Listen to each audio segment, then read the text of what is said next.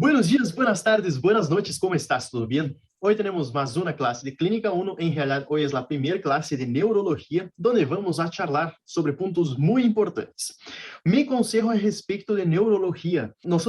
Ustedes van a ver que vamos a tener una primera clase y va a parecer muy, pero muy abstrato algunas cosas, o sea, cosas que nosotros nunca vimos o que ya vimos ahí en Semiología, algunas otras materias. Pero Neurología es abstrato, pero es entendible. ¿Qué yo quiero decir con eso? No es la primera vez que nosotros vamos a ver que vamos a entender el contenido. Es ahí por la segunda, tercera vez, así, ya vamos a estar un poquito más, con más afinidad por el contenido. Solamente una mirada en cada clase no es suficiente. Necesito que miren por lo menos 2, 3 veces cada clase, porque cada vez más se va agregando cosas, conocimientos en nuestra cabeza. Una cosita sumamente importante también, antes de empezar. Esa clase es recontra mega mix importante. Después de la clase yo voy a les enviar como si fuera un listado de preguntas, no, de palabras, para que ustedes empiecen a hacer ya las palabritas ahí porque se preguntan en el oral generalmente algunas palabritas clave, como gnose, qué es gnose, cómo se evalúa todo eso. Bueno, ¿es o no es en neurología? O sea, ¿es tal patología o no es? Básicamente es así en neuro. Vamos a nos deparar con muchos conceptos nuevos y también muchas alteraciones nuevas que nosotros no estábamos acostumbrados antes con la parte ahí de gastro, de cardio, de respi. ¿Sí? Es un poquito distinto a cada cosa. Pido que, por favor, prenda las pilas, sí, para empezar con neuro, porque neuro realmente nosotros estudiamos acá y utilizamos mucho, mucho la cabeza para entender y para razonar lo que pasa con neurología. Como yo dije, la primera clase generalmente suele ser abstrata, en un primer momento ahí que entramos en contacto con el contenido, ¿sí? Entonces, pido que, por favor, esas primeras 2 clases que nosotros vamos a tener, hoy es examen neurológico, o sea, la introducción a neurología. Después nosotros tenemos pares craneales, sí o sí, miren, porque eso va a ayudar después, por ejemplo, cuando el paciente tenga una CV, cuando tenga alguna lesión que cause una hemiplegia, nosotros vamos a empezar a juntar todo esse conhecimento desde a primeira classe e aí vamos a entender por vez neurologia. É um pouquinho abstrato e suele ser um pouquinho mais difícil que as outras matérias. Pero vamos a ver que o conteúdo não é tão largo assim como parece. E bueno, vamos empezar então com essa classe de neurologia e vamos a prender fuego em las neuronas, basicamente. Vamos tomar uma água, sempre agarrem a botella e aí vamos começar com nossa linda classe de neurologia. Me gusta mucho neuro, pero vamos empezar entonces con el básico. Cuando estamos ahí de guarda, tranqui, tomando una agua o un tere o un mate, viene un paciente que nos refiere a alguna alteración que nosotros sospechamos que es neurológico. La primera cosa que devemos sí o sí pensar, obviamente que va a depender del paciente, vamos a pensar que todo el paciente que tiene algún trastorno neurológico va a ser considerado como urgente. ¿Por qué? Las células generalmente de la glia y las células neuronales, las neuronas, son oxígeno-glucoso dependientes. ¿Qué quiere decir eso? Que en un periodo donde hay poca glucosa por un periodo permanente o poco oxígeno, por ejemplo, una hipoxia y permanente, va a generar un daño neurológico. Y como ya sabemos, todo el daño neurológico generalmente no es como una cicatriz. Se cicatriza ahí no vuelve, no es como una cicatriz que, por ejemplo, cuando rompemos la piel, queda de nuevo la piel de vuelta. En el sistema neurológico, las células neurológicas no se consiguen regenerar y entonces hay muerte celular, o sea, hay muerte neurológica. Y cuando hay muerte celular de neuronas o de axones, lo que sea, de células neuronales, nosotros tenemos un problema serio, porque es irrecuperável esas neuronas y entonces el paciente puede tener daños que van a perdurar para el resto de la vida. Entonces, todo el paciente con signos y síntomas neurológicos deben ser considerados como urgentes justamente por cuenta de eso. El cerebro es oxígeno, glucosa, oxígeno dependiente, depende de esas dos sustancias para desarrollar un perfecto funcionamiento. Otra cosa, tenemos que diferenciar los pacientes que tienen una enfermedad orgánica y los que no tienen enfermedad orgánica. ¿Qué yo quiero decir con eso? Básicamente lo siguiente, un paciente que viene, por ejemplo, con una enfermedad orgánica, es aquel paciente que estaba con el auto ahí, chocó el auto y viene con un traumatismo craneoencefálico, o sea, un TCE. En cambio, el paciente que no tiene una enfermedad orgánica, o sea, es una enfermedad metabólica, nosotros vamos a pensar lo siguiente, bueno, esse paciente que tienen uma enfermedade metabólica é mais grave com TCE ou menos grave? Em realidade, a palavrita mágica acá é depende, porque não é o mesmo um paciente que está em hipoglucemia em corto período que um paciente que está em hipoglucemia por um largo período. Então, o que é importante saber? Que sempre o paciente que tem uma enfermedade orgânica, uma lesão, por exemplo, de uma vértebra, aí que lesionou a coluna medular, por exemplo, um TCE, que o paciente teve um choque de auto e chocou com a cabeça aí no techo do auto, ou o que seja, que vem com traumatismo crânioencefálico é muito mais grave que generalmente um paciente que vem, por exemplo, com hipoglucemia. Por que isso é importante? Porque essa é a pergunta de exame. Se, por exemplo, um paciente com TCE pode vir com um Glasgow de 0, já vamos ver que é o Glasgow, e um paciente de 0 não, de 3, que é o mínimo, e um paciente com hipoglucemia pode também vir com um Glasgow de 3. Então, quando te pergunte, e essa é a pergunta certa do oral, bueno, viene um paciente com Glasgow de 3, ¿sí?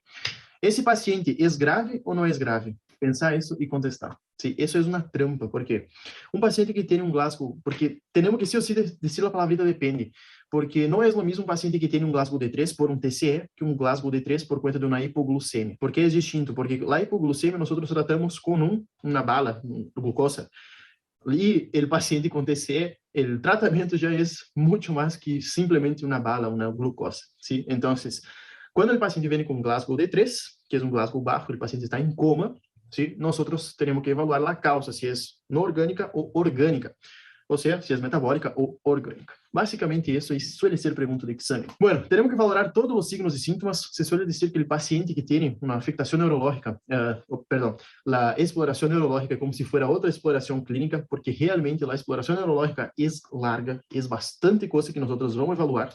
Então, devemos mirar desde a cabeça até o dedo do pé. Al terminar a anamnese, e isso é sumamente importante, devemos ter, se esses são os pacientes que teremos que seguir generalmente um paciente aí que vem com uma afectação neurológica.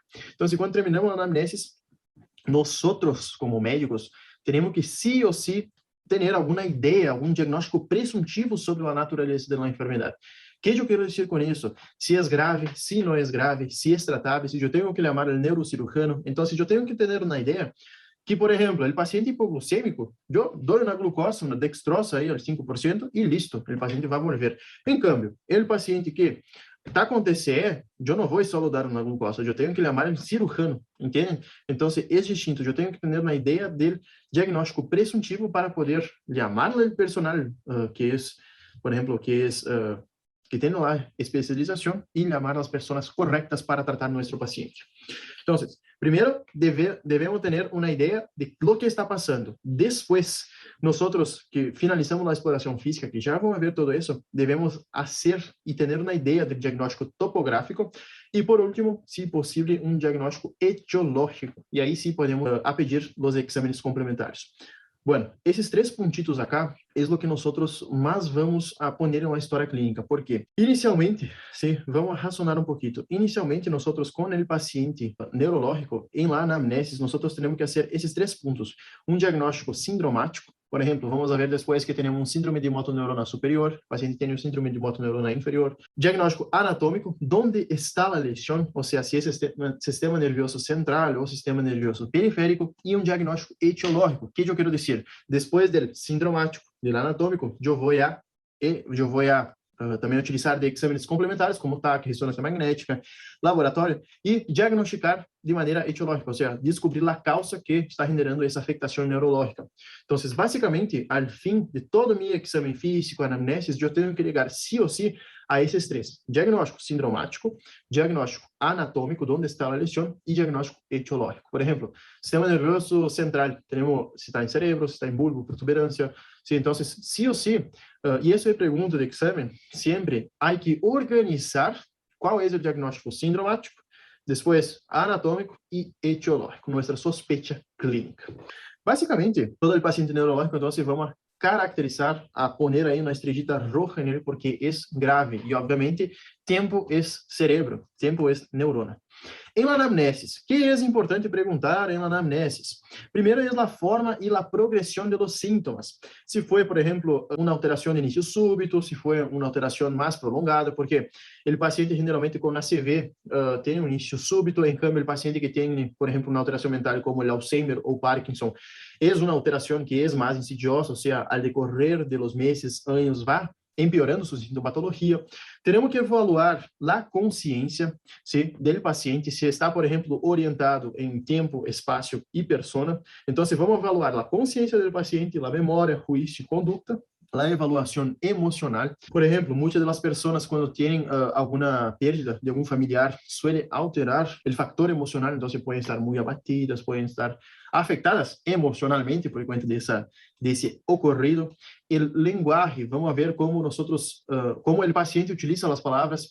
Si, por ejemplo, sí, suele ser una preguntita muy que se hace a los pacientes que son agudos en la guardia, pero se hace mucho, por ejemplo, ¿vos sabés dónde estás? ¿Y qué está haciendo? ¿Qué te pasó? ¿Sí? Con esas preguntitas, nosotros conseguimos evaluar si el paciente está orientado en tiempo y espacio, y persona, si el paciente, o sea, si él responde, yo sé que yo estoy en el hospital, me pasó eso, por ejemplo, tuve un accidente de auto, ahora estoy acá y, bueno, ¿dónde está mi familia? Todo eso. Eso quiere decir que el paciente está orientado en tiempo, espacio y persona por el momento, porque acordando que, como es un paciente neurológico, el paciente puede evoluir y entonces esa orientación en tiempo, espacio y persona puede se perder. O sea, el paciente puede después no saber dónde está, preguntar quién es. Muchas de las veces se pregunta también qué edad tiene, cuándo nació, dónde vive, para evaluar la memoria.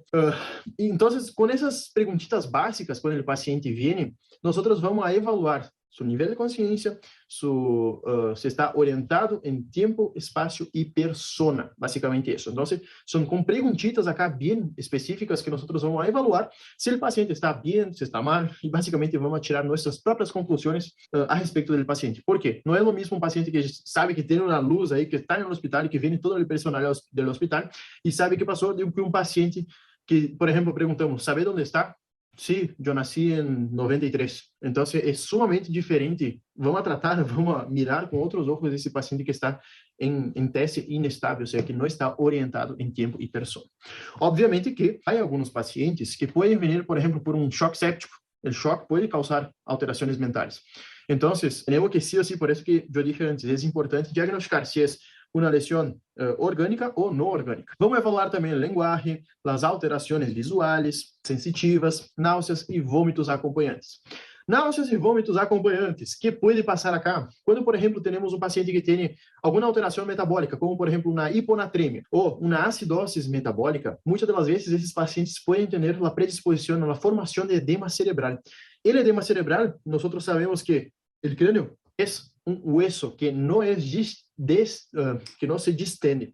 ¿Qué pasa con eso? Por no se distender, cuando tenemos la formación del edema cerebral, sea por causa generalmente metabólica, sí, o también puede ser por un trauma, o también puede ocasionar unos casos de ACV hemorrágico, la sangre jorra así en el encéfalo y entonces comprime el cerebro y altera la conciencia del paciente.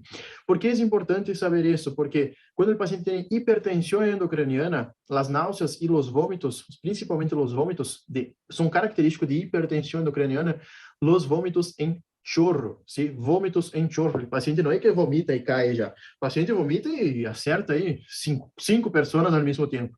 Va lejos el vómito, entonces no es bien sencillo así. Entonces, bien importante evaluar si, por ejemplo, tiene vómito en chorro, que ahí nos hace sospechar de un edema cerebral. Bueno, importante, historia familiar, antecedentes personales y patológicos. Y ahí sí nosotros, después de hacer toda la anamnesis, el examen físico de ese paciente, vamos a tener una idea si es un paciente muy grave, paciente moderado grave y paciente leve.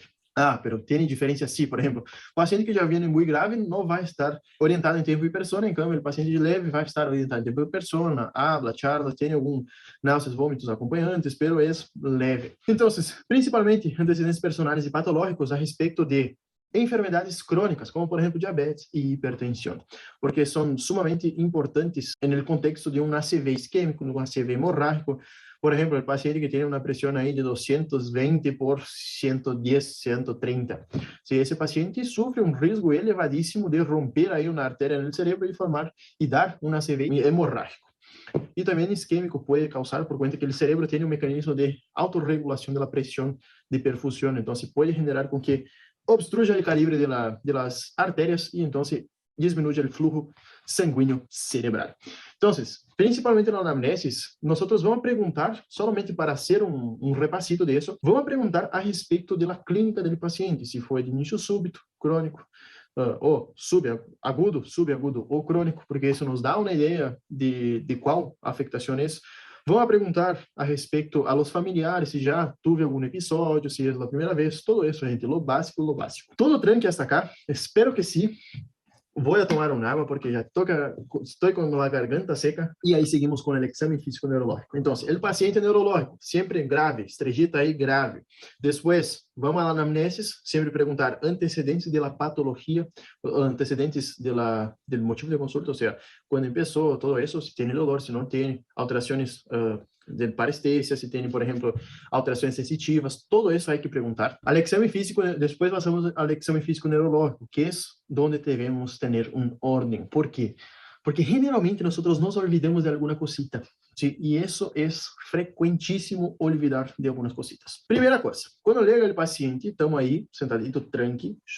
Se o paciente chega no consultório, o que nós vamos fazer? A primeira coisa é evaluar lá atitude, la face e la marcha. Solamente com essa primeira avaliação, se quando eu miro o paciente e vejo, já posso sacar algumas conclusões. Por exemplo, se eu miro meu paciente e vem assim, que eu penso? Que tem um lado paralisado e outro lado sano. Geralmente, obviamente, o lado paralisado tem borramento do surco nasogeniano, tem borramento de los arrugas, ¿sí? Então, sí o sí pienso que tiene una hemicara parálisis, o sea, tiene parálisis facial periférica. Si fuera central, solo afecta acá la porción inferior. Sí, pero acá tiene un paciente con parálisis facial periférica. ¿Qué yo quiero decir con eso? O el paciente tiene alguna alteración, por ejemplo, una parálisis de Bell, que es frecuente en mujeres, generalmente en la mañana, generalmente es idiopático, o tiene alguna alteración por linfoma, alguna otra cosa, pero es bien característico, gente. Mirar a parálisis de Bell nunca más te vas a olvidar. La mujer viene que se despertou, a la noche dormiu bem e se despertou assim, então sempre temos que pensar que pode ser uma paralisia de Bell ou pode ser algum ACV isquêmico, um ACV hemorrágico, todo isso. Então, quando nós, a primeira coisa é atitude, face e marcha. Generalmente, afectações como, por exemplo, parálise de los pares craniales são mais característicos, nós conseguimos ver. Pero, em cambio, em algumas outras alterações, é um pouquinho difícil. Então, nós vamos guiar mais por la atitude e la marcha do paciente. Então, vem o paciente, primeira coisa, atitude, faces e la marcha. La marcha vamos ver depois, ao fim da classe, casi. O exame mental, sumamente importante. O exame mental, nós vamos evaluar, basicamente, são 6 cositas que nós temos que evaluar. Uma é a consciência e atenção, a memória, a capacidade de abstração e juízo. Também vamos evaluar a personalidade e o humor. Vamos evaluar as funções encefálicas superiores, como, por exemplo, gnóstias, praxias e linguagem, isso. E vamos a evaluar também se há delírios, pseudopercepções. Isso é o exame mental. Já vamos ver como se faz todo isso. Exame de los pares cranianos, temos uma classe solamente de pares, onde vamos a evaluar todos os pares, que são em todo 12 pares. Sí, é uma classe um pouquinho larga, mas creio que vai estar bem copada, porque está bem resumida a classe, que é a próxima classe. O exame motor, aí sim, vamos evaluar, que nós temos que evaluar motilidade, a força, parecia, parálise, os reflejos, sono muscular e trofismo muscular. E no exame cerebeloso, vamos evaluar a ataxia e a praxia, vamos evaluar a sensibilidade e signos meníngeos. Então, o exame neurológico é basicamente outro exame, como se fosse outro paciente. Por quê? Esse sim, temos que saber a ordem, não é somente inspeção, palpação, percussão e auscultação. Esse sim é um pouquinho mais complexo e, como eu disse, vai parecer todo muito abstrato, pero depois quando nós, agora parece abstrato, pero depois quando vemos um paciente com ACV, aí sim vamos a entender por que estudamos, por exemplo, uma parálise flácida, uma parálise fástica, que é quando não tem a flacidez. Então, nós sim ou sim vamos a entender por que estudamos todo de maneira meio que abstrata. Parece difícil, pero gente, prometo que não é. Se mirem por lo menos 2 vezes esse vídeo, porque é sumamente importante para entender algumas cositas básicas. Então, em ordem, primeiro é evaluar o paciente na primeira mirada, depois o exame mental, através dos testes que já vamos ver, para os pares cranianos, o exame motor, cerebeloso, sensibilidade e signos meníngeos. Se há, por exemplo, suspeita de uma meningite. O exame mental. Dije que íamos a ver, agora sim vamos a ver o exame mental. Que nós vamos evaluar, então? A consciência e atenção, a memória, capacidade de abstração e juízo, funções encefálicas, linguagem, gnoses e praxias, personalidade e humor, e pseudopercepções e delírios. Como se faz a exame mental? Basicamente, com a anamnesis, ¿sí? Lenguaje, nosotros vamos a evaluar como el paciente consigue conjugar las palabras y utilizar el lenguaje propio del paciente. Por ejemplo, perguntamos alguma coisa para ele, saber o que está fazendo acá. Se ele disse auto, teléfono, algo assim, obviamente que não é tão normal. Se é distinto, eu estou no hospital, me passou isso, ou não sei quem me passou, eu vivo em casa, vivo em tal lugar, então é distinto, é distinto. E basicamente, como nós hacemos o exame mental? Depois vamos acá para esse quadrito azul. Pero básicamente vamos utilizar para evaluar as funções do paciente, sim, as funções básicas de viver, basicamente com a escala de Glasgow. A escala de Glasgow vai do mínimo de 3 pontos hasta 15 pontos. Qual é o ponto? 15 é o máximo, não é que 15 o paciente está mal, é o contrário. Quanto menor o Glasgow de nosso paciente, pior vai ser su, não pronóstico, sino que pior vai ser sua alteração mental. Por quê? Um paciente que tem um Glasgow de 15 é normal. Um paciente que tem de 13 a 15 pontos é um paciente que tem uma alteração mental leve. Paciente que tem de 9 a 12 pontos é paciente com uma alteração mental moderada e menor igual a 8 é um paciente grave. Ponto muito importante, anotem isso porque vai ser pergunta de exame. Paciente que tem um Glasgow de 8, ¿sí? ¿Qué yo voy a hacer con el paciente? Tengo que entubar ese paciente por el riesgo que el paciente tiene de no conseguir hacer la ventilación de manera adecuada. O sea, tiene riesgo de muerte ese paciente que tiene un Glasgow menor igual a 8. O sea, paciente de Glasgow de 8 es indicación para la intubación orotraqueal. Anotar isso porque vai ser pergunta de exame seguramente. E como que nós vamos a evaluar a escala de Glasgow do paciente? Que é a escala de Glasgow? E basicamente são funções mentais, sim, são funções em realidade que estão relacionadas também com reflejos e que nós vamos evaluar se o paciente, vamos evaluar 3 coisas principais: a abertura ocular, a resposta verbal e a resposta motor. Obviamente que para ser um exame completo neurológico do paciente falta algumas cositas, mas nós por agora temos que saber isso. E a escala de Glasgow sempre vai perguntar. Generalmente, em los choice, eles suelen dar um exemplo de um paciente que tem, por exemplo, abertura ocular al dolor. Sí, por ejemplo,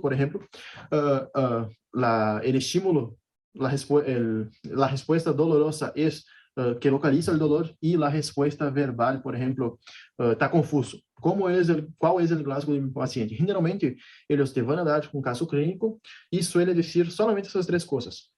Ocular, verbal e motora. Resposta motora, vamos evaluar 6 coisas. ¿Sí? Já memoricem isso. Motora, eu tenho 6 coisas, 6 pontos aí que eu tenho que me acordar. É importante saber as definições, ou seja, qual é cada puntito. Resposta verbal, são 5 pontos, 5 tópicos que eu tenho que saber, e apertura ocular são 4 tópicos. Vamos começar por a resposta ocular, que são 4 tópicos. Depois, vocês vão ver como se nós invertimos começando por la motora, que é mais fácil. A apertura ocular, são 4 pontos. Se, por exemplo, o paciente tem abertura espontânea, são 4 pontos. Se o paciente abre o ojo quando nós chamamos o paciente, são 3 pontos.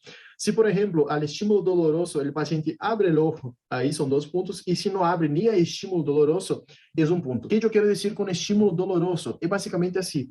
No hospital, nós vamos ver que alguns médicos, mas não têm uma técnica adequada, muitas das vezes generam peliscones, se peliscam a pessoa para que se despierte. Por favor, nunca haga isso, porque al peliscar, dependendo do paciente, da pele do paciente, todo isso, principalmente os ancianos, podem quedar com marcas, por exemplo, pode romper um vasito e pode sangrar, e pode generar hematomas. Qual é o ponto? O petequias não, púrpuras. Qual é o ponto? Gente, isso pode ser um motivo para que o paciente te ponga um juízo de mala praxis, ou seja, te pode levar um processo por conta disso. Então, eu quero evaluar o Glasgow do paciente, mas o paciente está com os olhos cerrados, eu não vou peliscar, porque senão pode tomar um processo. O que eu vou fazer, então, nesse caso? Hagan uma cosita, pongan assim a mão cerrada, com acá os huesitos acá de la mano, e pongan em seu esternón, ¿sí? E rasquen assim, com força. Hagan y sientan el dolor. Duele mucho. Sí, hagan, pueden hacer. Duele mucho. Entonces, es eso lo que nosotros vamos a hacer en nuestro paciente. Poner acá en el esternón, esa parte de los dedos, y vamos a frotar acá. Gente, duele mucho. Generalmente, si el paciente no despierta con eso, obviamente que tiene apertura ocular, no tiene apertura ocular, entonces es un punto. Pero si el paciente abre cuando nosotros frotamos, que duele mucho esa región acá del esternón, abre los ojos, ahí tiene apertura ocular al dolor. Respuesta verbal. ¿Cómo nosotros vamos a evaluar la respuesta verbal? Obviamente, si nosotros charlamos normal con el paciente está orientado. Paciente confuso es cuando no sabe dónde está. Paciente que habla palabras inapropiadas, por ejemplo, vai tomar no... ¿sí? Grita palabras inapropiadas, o sea, no tiene relación con el contexto. Paciente que no habla palabras, sino que emite ruidos. Ahora, suma 2 puntos y si no habla nada es 1 punto. O sea, paciente orientado, charla normal. Confuso, no sabe dónde está. Palabras inapropiadas, no tiene contexto con nuestra conversación. Paciente emite palabras incompreensivas, serían ruidos, por ejemplo, grita, no habla nada, solamente grita. Y si no ni grita, es ninguno. Ahí suma 1 punto. Respuesta motora. Paciente obedece a los comandos, o sea, yo pido para apretar, consigo apretar, yo pido para levantar las manos, levanta las manos. Paciente que localiza el dolor, por ejemplo, yo toco acá y pido, ¿consigo localizar el dolor? Sí, el paciente viene y localiza el dolor. Cuando yo hago, por ejemplo, dolor al paciente, provoco dolor al paciente, retira el miembro, o sea, siente el dolor, por ejemplo, acá y tiende a retirar. Otra cosa, flexión anormal. El paciente, yo provoco acá el dolor, el paciente flexiona, extensión anormal, provoca el dolor, el paciente extiende el miembro y si no tiene ninguna respuesta motora, el paciente va a sumar 1 punto. ¿Cuál es el punto acá de importancia, sí, a respecto de la respuesta motora? Nosotros vamos a ver después que tenemos posiciones de descerebración, ¿sí? Que son sumamente importantes cuando el paciente tiene extensión. Entonces, por eso que es importante saber acá, cuando tiene flexión anormal y cuando tiene extensión anormal. Perdón, yo abrí mi meta.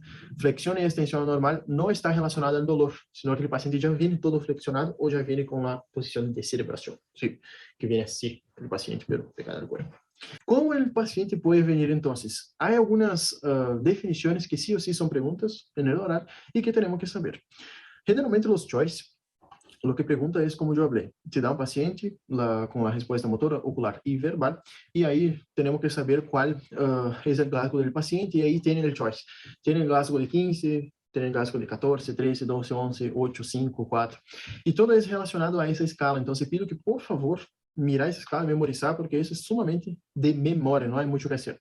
Obviamente, escala de Glasgow vamos haciendo conforme vamos haciendo la anamnesis, no es que, bueno, terminé la anamnesis, terminé el examen físico, ahora voy a hacer la escala de Glasgow. No, vamos haciendo todo medio que junto porque el paciente neurológico es agudo y es grave. Definiciones que hay que saber. Confusión. Confusión es cuando hay respuestas inadecuadas a las preguntas, disminución de la atención y memoria. Letargo es cuando el paciente está somnoliento, queda dormido con rapidez, o sea, es aquel paciente que está así casi durmiendo y ahí, por ejemplo, después, los niños principalmente se puede ver mucho eso. Letargo cuando después que baten con la cabeza en algún lugar, generalmente genera que tienen mucho sueño después del golpe de la cabeza y ahí mueren y de nada, así.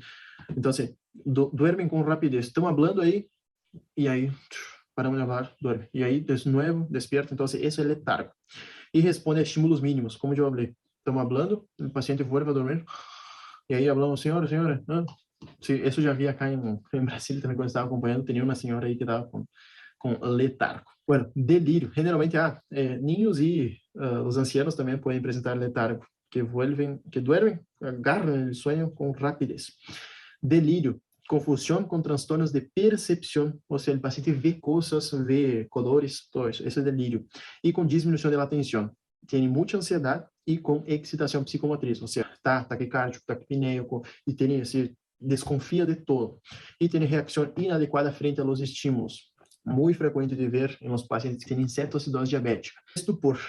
Estupor é quando, por exemplo, o paciente despierta durante períodos breves com estímulos visuais, verbais ou dolorosos, resposta motora ou queja simples frente a estímulos, ou seja, estupor.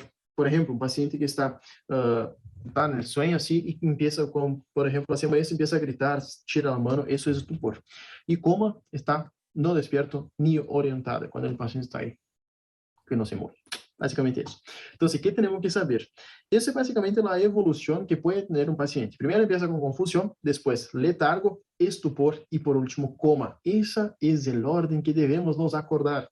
Primero confusión, letargo, estupor y coma. El delirio podemos sacar de ese orden y podemos poner una cajita aparte, porque el delirio generalmente el paciente ya está excitado y está ahí, tiene alteraciones visuales, todo eso. Entonces, primero empieza si nosotros vamos evaluando el paciente que va empeorando su cuadro neurológico, empieza con confusión, después va a letargo, después estupor y después es coma. Coma es el último punto acá que el paciente va a evaluar, que va a evolucionar. El examen motor. ¿Sí? El examen motor, nosotros vamos a hacer lo siguiente.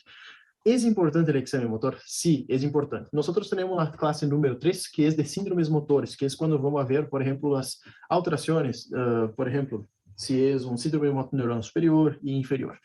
Pero, por ahora, nosotros sí o sí debemos saber algunas cositas básicas, para después llegar a la clase sabendo las definiciones básicas. A la inspección del examen motor, cuando hacemos el examen motor, vamos a ver que, por ejemplo, el paciente puede tener fasciculaciones, atrofia muscular, y eso es sumamente importante, hipertrofia, pseudohipertrofias, calambres o contracturas, fibroses y retracciones. Entonces, el examen motor, si nosotros vamos a razonar un poquito, es como si, por ejemplo, evaluar la piel, músculo y hueso. Eso consta el examen motor. Obviamente que tiene más cosas involucradas, pero tenemos que nos acordar de piel, músculo y hueso. Porque, por ejemplo, si nosotros, hay muchas personas que en los casos, ahí está, tiene un mosquito acá.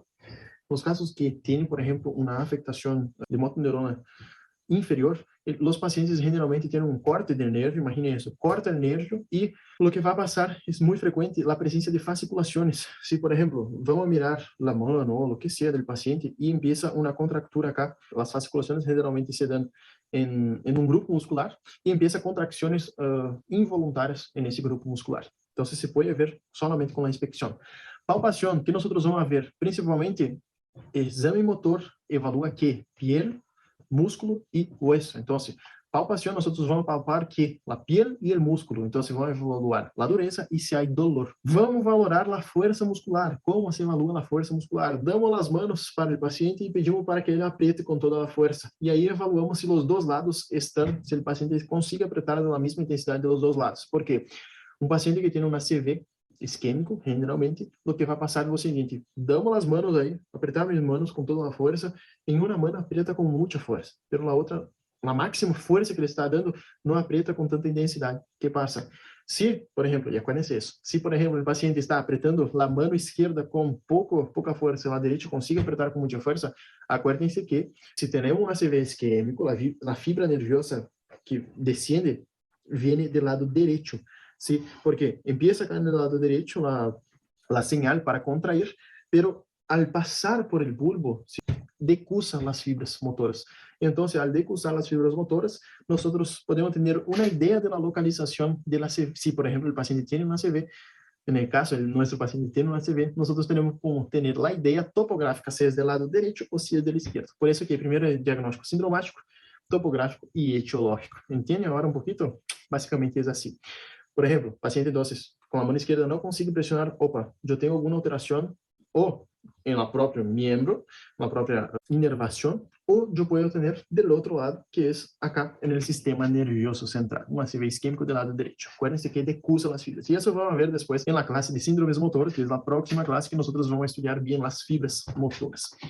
Bueno, fuerza muscular, entonces vamos a evaluarla también poniendo una escala de 0 a 5. 0 es cuando el paciente no contrae nada, ¿sí? Y 5 es cuando el paciente contrae normal. Otra cosita que se suele utilizar también como valoración de la fuerza muscular es a respecto de la contracción de los músculos. Por ejemplo, si el paciente tiene fuerza normal, es 5 puntos. Si tiene fuerza un poquito más débil, es 4 puntos. Si, por ejemplo, el paciente consigue mantener em relação à gravidade es 3 pontos, 2 pontos consegue solamente levar levemente, 1 ponto não consegue mover e 0 pontos, se não me engano, não tem nenhuma contracção muscular. Debilidade global, vamos evaluar com a maniobra de Barré e de Mingancini, vamos evaluar se há parícia. Como eu disse, generalmente, nós, no paciente com ACV, vamos imaginar um paciente com ACV, vamos utilizar a maniobra de Barré e de Mingancini. Mingancini temos el membro superior e inferior. La maniobra de Barré é basicamente assim: pedimos para o paciente poner as duas manos juntas, tal qual como está acá, ¿sí? Dos juntas, e vamos pedir para que o paciente abra os dedos com toda lá, ¿sí? Um paciente normal consiga abrir os dedos, obviamente que não encostado, assim, junto as manos, pero separado, obviamente que vamos ver que o paciente consiga abrir a mão, essa é a maniobra de Barré. E no paciente afectado, que tem, por exemplo, um ACV isquêmico, o paciente lo que vai passar é o seguinte: se o paciente tem um ACV isquêmico do lado direito, vamos acordar que o paciente é o mesmo paciente de antes. Tem um ACV isquêmico do lado direito, lo que vai ocasionar é o seguinte: essa mano, minha mano direita, tem normal, pero por la decusación, ¿sí?, de las fibras, abre la mano izquierda normal, pero la mano derecha no consigue abrir de manera adecuada, o sea, abre menos. Eso es una maniobra de Barré. Otra cosa que se suele hacer mucho es una maniobra de Mingancini, pero no de los miembros inferiores, de los miembros superiores. Se pide para que el paciente quede de pie, ¿sí?, y ahí cierre los ojos y se extienda las manos. ¿Qué pasa en ese paciente? El paciente cierra los ojos. ¿Por qué es importante? Porque ahí el paciente no tiene noción de cómo están las manos. Contamos unos 30 segundos y el lado afectado, vamos a imaginar el mismo paciente de antes, que tiene una ACV del lado derecho, decusó, entonces afecta mi lado izquierdo. Entonces, ese paciente cierra los ojos y conforme va pasando los segundos, esse braço esquerdo que tem a aparência vai descendendo. Então, depois dos 30 segundos, um minuto, o paciente abre o olho e queda assim, queda com essa distância ou até mesmo descer um pouquinho mais a posição do braço. Sumamente importante, isso se faz muito no consultório porque é bem fácil, bem sencillo de fazer e também nos dá uma ideia de que pode estar passando com nosso paciente. Então, Mingancini e Barré, sumamente importante. O Mingancini, sim ou sim, quase sempre se hace. Después vamos a utilizar la exploración del tono muscular, o sea, si está hipertónico o atónico, y la exploración de los reflejos musculares, que ya van a ver todos los reflejos. Vamos a evaluar, por ejemplo, si el paciente tiene parálisis, vamos a ver si la parálisis es central o periférica, tiene afectaciones distintas, o sea, la lesión es distinta, si la lesión es central, es una parálisis central, y si es periférica, y eso vamos a ver en la clase de síndromes motores. E vamos evaluar, por exemplo, se o paciente tem uma hemiplegia. E aí, na hemiplegia também vamos ver na classe de síndromes motores que vamos solamente agora introduzir os términos. Hemiplegia pode ser espástica ou flácida. Qual é a diferença? Espástica é quando o paciente tem hipercontracção muscular e flácida tem hipocontractura muscular. Solamente vamos introduzir términos hoje. Na próxima classe, nós vamos ver, mais que nada, a hemiplegia e parálisis de uma maneira mais pontual. Mas hoje, solamente, mais que nada, vamos a introduzir términos. Hemiplegia, solo para acordar, é quando afecta hemiplegia, lado corporal do paciente, del mismo lado. Se vai ter afectação do braço e da perna del mismo lado. Hemiplegia ou hemiplegia, podem chamar. Reflejos, sumamente importantes. Nós temos que evaluar 4 tipos de reflejos. Los reflejos profundos o osteotendinosos, los superficiales o cutâneo-mucosos, puse assim porque pode aparecer no exame, evaluando o reflejo osteotendinoso, acordar que é o profundo. Vamos evaluar agora o reflejo cutâneo-mucoso, são os superficiais. E reflejos do automatismo medular, é o arco reflejo. Eu pongo a mão na olha, na panela, olha caliente, eu sei que vai queimar, o arco reflejo é sacar a mão de maneira rápida. E reflejos da postura e atitude. Bueno, vamos começar por os reflejos profundos. Quais são os reflejos profundos? Generalmente, nós, em los reflejos profundos, temos que saber o seguinte: vamos evaluar se há contracção muscular involuntária, se há imediata e breve percutir um tendão ou um hueso em um ponto determinado. Essa é a definição de reflejo profundo. Então, quando percutimos um tendão ou um hueso em um ponto determinado, vai produzir a contracção muscular involuntária e imediata e breve. Então, reflejo profundo, nós vamos evaluar percutindo um hueso ou um tendão. O que é importante saber disso? Se o paciente está mirando, vamos, por exemplo, percutir o tendão do bíceps, que é acá. Se o paciente sabe que nós vamos percutir o tendão do bíceps que está mirando, o reflejo não sai. Se o reflejo não sai, não quer dizer que seja patológico. Por quê? O paciente pode estar mirando aí, pensando que vai ocorrer. Por exemplo, se nós vamos fazer reflejos de nós mesmos, provavelmente em alguns de nós não vai sair o reflejo, porque nós vamos estar pensando aí que vai ocorrer e então nós cagamos com o reflejo, com o médico que está nos evaluando. Então, que é um reflejo profundo? É uma contracção muscular involuntária, imediata e breve depois de percutir um tendão ou um hueso. Nós vamos evaluar a viveza e amplitude, se há hipo ou hiperreflexia. Ou seja, por exemplo, se eu percuto acá, o normal é venir assim. Se eu tenho uma hiperreflexia, e por exemplo, se o paciente vem hasta arriba, se eu tenho hiporreflexia do percuto e leve, então Vamos a evaluar la amplitud. Zona reflexógena, si hay un aumento o disminución, por ejemplo. Generalmente, los reflejos suelen ser bien específicos do lugar donde vamos percutir. Pero, por ejemplo, eu percuto acá no antebraço e o paciente contrai, aí tenemos un aumento de la zona reflexógena, y ahí nos hace pensar que el paciente puede estar dissimulando. Número de respuestas por estímulo, por ejemplo, se eu percuto uma vez e o paciente hace 2 vezes, e músculos que respondem, se ela difusión, se é, por exemplo, o músculo que eu percuti, por exemplo, o tendão del bíceps de ahora. Que é importante saber de reflejos profundos, e isso sí ou sí hay que memorizar, não hay que hacer. Pregunta muito isso. La metâmara que nós evaluamos al hacer reflejos profundos, ou seja, não hacemos os reflejos profundos para ver se o paciente mueve, que lindo que é. Simplesmente vamos a evaluar os reflejos, basicamente para pensar onde está mi lesión neuronal. Por exemplo, um paciente que chocou el auto, ¿sí?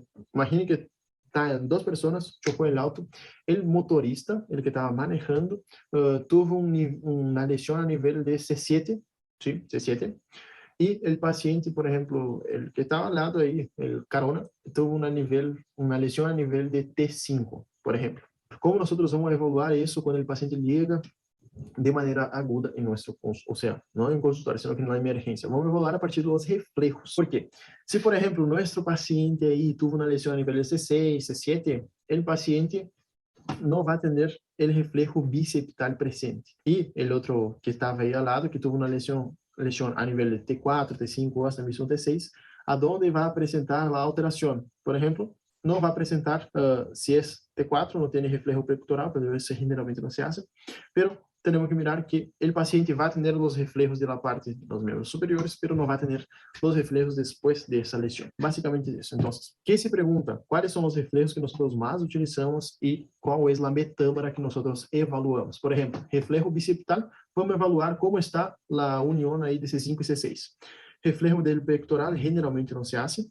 Reflejo estilo radial, esse sim se hace, evalua a nível de C6. Por exemplo, se a lesão foi abaixo de C6, foi, por exemplo, T3, vai ter todos esses reflejos presentes e ok, se for T6, por exemplo, sim, acá. Se, por exemplo, e esses vai estar ausentes, os de abaixo. Se, por exemplo, o paciente teve uma lesão solamente a nível de C5 já, que lesionou a medula espinhal, provavelmente não vai ter nenhum reflejo osteotendinoso. Basicamente é isso. Então, o que temos que saber? O reflejo biceptal, sí ou sí, evalúa C5, C6, estilo radial, el reflejo tricipital, que evalúa C7, reflejo de los flexores del dedo, reflejo patelar e reflejo anquíleo. Basicamente, esses são os reflejos que sí ou sí nós temos que saber. E saber a metâmara, obviamente. Ou seja, se nós hacemos um reflejo, temos que saber por que estamos fazendo. Qual é esse reflejo? Esse reflejo é o mentoniano, reflejo mentoniano. Esse é o estilo radial. Miren, o mentoniano, o paciente cierra o mentón. Estilo radial tem pronosupinação. O próximo é o tricipital. Tricipital, extensão do antebraço. Reflejo anquiliano. Anquiliano tem extensão do pé. Reflejo patelar. Patelar tem extensão da perna. E reflejo biceptal tem a contracção, a flexião do bíceps. Bueno, que nós temos que saber de todo isso? As metâmaras que nós estamos evaluando. Basicamente isso, é bem sencillo de fazer. Quais são as alterações que nós podemos ter quando vamos evaluar reflejo? Hiperreflexia. O paciente tem uma resposta mais brusca, intensa, ampla e rápida. E aí vamos sospechar de lesão de via piramidal, que já vamos ver na próxima classe isso. Clonos. Clonos é quando o paciente tem contrações involuntárias e rítmicas. Essas são definições que sí ou sí se perguntam, por isso eu puse. São contrações involuntárias hiperreflexia. Por exemplo, pateamos, o paciente tem uma maior resposta mais brusca, intensa, rápida. Clonos é, por exemplo, contrações involuntárias e rítmicas em determinados grupos musculares por extensão brusca e passiva de los tendões. Síndrome piramidal, ou seja, vamos, por exemplo, a hiperextender um tendão e aí o paciente empieza com clonos. E sincinesias são, por exemplo, músculos voluntários e que são a menudo conscientes que se produzem quando realizam movimentos voluntários e conscientes. O que eu quero dizer com isso? O lado que está afetado, imaginem agora o paciente quando se vê esquema. Bueno, sincinesia, por exemplo, se diz que a sincinesia é um movimento de imitação. Por exemplo, o lado que está afetado é o esquerdo. ¿sí? Y el lado sano es el derecho. Bueno, entonces yo levanto la mano derecha, el lado que solo quiero levantar la mano derecha, ¿sí? El lado izquierdo inconscientemente levanta también y deja igual. Eso es sincinesia. Y todos tienen alteraciones de la vía piramidal. Tenemos vía extrapiramidal y vía piramidal que vamos a ver en la próxima clase. Entonces, sin cinesia tenemos global de coordinación y de incoordinación, ¿sí? Pero generalmente la global es la que más vamos a ver, que movimentamos el lado sano y el lado enfermo se realiza básicamente el mismo movimiento. Básicamente de reflejos superficiales, nosotros tenemos que saber lo siguiente. A respecto del reflejo glossofaríngeo, ¿sí? Del reflejo corneano y también del reflejo cutáneo abdominal. Estos dos primeros vamos a ver en la próxima clase de los pares craneales, pero esse último nosotros tenemos que saber. El cutáneo abdominal, generalmente nosotros vamos a hacer con una punta de un abirome. Algunos autores dicen que se puede utilizar la punta de un alfiler y nosotros vamos desde la porción externa del abdomen, ¿sí? Y vamos hacia el ombligo. Generalmente lo que pasa es lo siguiente, hay contracción del ombligo hacia ese lado, eso es lo normal. Y cuando no hay contracción del ombligo, o sea, que va en dirección al estímulo, nosotros vamos a tener el reflejo cutáneo abdominal abolido. Básicamente eso es bien sencillo. El cutáneo abdominal es uno de los más sencillos de hacer y de saber también. Ese reflejo, sumamente importante, siempre se pregunta en los exámenes, ¿qué reflejo es ese? Ese es el reflejo de Babinski. Básicamente, nosotros vamos a hacer así, vamos desde la punta acá de la porción externa del pie y vamos con una punta, generalmente, no, algunos autores dicen que tiene que ser un alfiler, pero generalmente se utiliza la virome, vamos desde la punta externa acá haciendo todo ese recorrido en esa dirección. Empezamos acá debajo y vamos hacia el dedo gordo.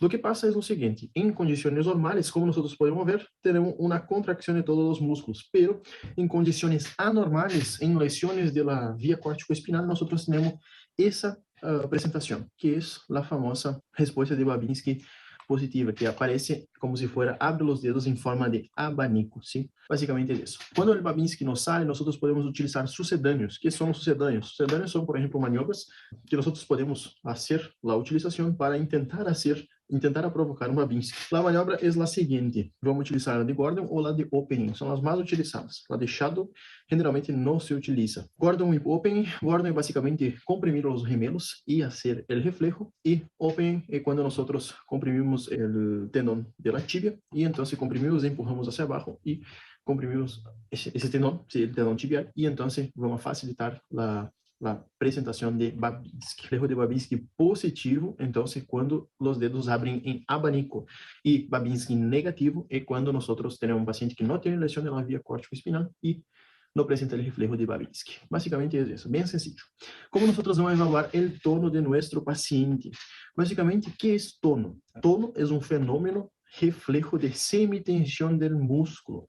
Eso es tono y se pregunta en la hora del examen, se pregunta ahí en el oralcito, decime la definición de tono. ¿Cómo nosotros vamos a explorar? Podemos explorar de manera pasiva o activa. Generalmente se explora de manera activa. Vamos explorando como resistência ao desplazamento, ou seja, agarramos, por exemplo, um membro do paciente e movemos. Se vemos que está hipotônico, quer dizer que se move em qualquer direção com muita facilidade. Se tem resistência ao movimento, por exemplo, se nós intentamos cerrar e o paciente não cerra, ou se tentamos extender e o paciente não extende, e a passividade e extensibilidade, basicamente é isso que já falamos. Quais são as alterações? Podemos ter hipotonia, que, por exemplo, quando temos um bebê que está dormindo e está hipotônico, ou seja, não tem nenhuma contração muscular, parece hasta mesmo que pesa mais de lo que realmente pesa. Y tenemos también distonias, paratonias, miotonía o asterixis. Distonías están más relacionadas con la hipertonía y hipotonía, ¿sí? En relación al movimiento. La paratonía es una alteración también del tono, y miotonía y asterixis. El asterixis es cuando nosotros podemos hacer en el paciente que tiene la encefalopatía hepática, vamos hacer la maniobra aí para ver se tem algum grado de asterixis e, por exemplo, damos cinco ajudas acá na mano e o paciente queda com el asterixis o flapping. Básicamente é isso o que temos que saber. Se a avaliação do tono, então, é um fenômeno reflejo de semitensión e que nós vamos evaluar. a resistência ao desplazamento, a passividade e extensibilidade. Basicamente, isso é o que se pergunta. E por último, nós chegamos à avaliação do trofismo. ¿Qué es la evaluación del trofismo? Es el trofismo de los músculos. Estoy un poquito con dolor de cabeza, pero bueno. Es el trofismo de los músculos. ¿Qué es el trofismo de los músculos? É, por exemplo, um paciente que está hipotrófico ou atrófico, ¿sí? Nosotros vamos a explorar el trofismo a partir de la palpación e inspeção, basicamente. Na inspeção, nosotros já, quando miramos um paciente, por exemplo, que vai todo dia no gimnasio a hacer músculos, ou seja, ter muita força, vemos que tem uma leve hipertrofia ou alguns pacientes, algumas pessoas têm muita hipertrofia. Hipotrofia é basicamente o contrário. Os pacientes que não são muito marombas, ou seja, não são muito grandes, então são bem hipotróficos. Então, como nós vamos evaluar o trofismo do paciente a partir da inspeção, da piel, faneras, volume e relieve muscular e fasciculações. E a palpação, vamos apalpar, ver o volume, relieve e elasticidade, ou seja, quanto mais duro, mais hipertrófico. E quanto mais blandito, mais hipotrófico. Então, quais são as alterações diacatráqueas? As alterações se podem ser chamadas de distrófias, ¿sí? Distrofia ou distrófias. Então, todas as distrófias são a atrofia, a hipotrofia, a hipertrofia, a mioquimia. O que, sí ou sí, nós devemos mirar quando vamos evaluar o trofismo muscular do paciente. Vamos ver se, por exemplo, tem atrofia. ¿Sí? Por exemplo, esse é um bíceps normal e esse é um bíceps atrofiado. Tem uma distrofia. É atrofia, ¿sí? Tem, por exemplo, uma hipotrofia. A hipotrofia é quando, por exemplo, o paciente não chega ao ponto de ser atrófico, ou seja, muito chiquito o músculo. É um pouquinho menor do normal e o paciente com hipertrofia é o paciente que faz todo dia, vai todo dia no gimnasio. Que é mioquimia? Mioquímica eu tenho, seguramente alguns de vocês também podem entender, que a mioquimia é a contracção muscular parcial assincrônica periocular ou peribucal. ¿Qué es eso? Miren acá arriba y después acá abajo, ¿sí? Miren, esas son las contracciones que a nosotros no le gustan y cuando estamos generalmente muy cansados. Esos son mioquimias, contracciones musculares que son involuntarias. Generalmente son bien lastimosas cuando estamos muy cansados. Y básicamente la clase de hoy fue una introducción al sistema a la neurología. Yo creo que quedó bien sencilla la clase, parece ser abstrato algunas cositas, pero al decorrer de las otras clases nosotros vamos a empezar a entender por qué empezamos a estudiar determinados asuntos. Pero bueno, muchas bendiciones a todos ustedes y nos vemos en la próxima clase. Adiós y tengan una linda tarde, una linda noche de estudio y nos vemos.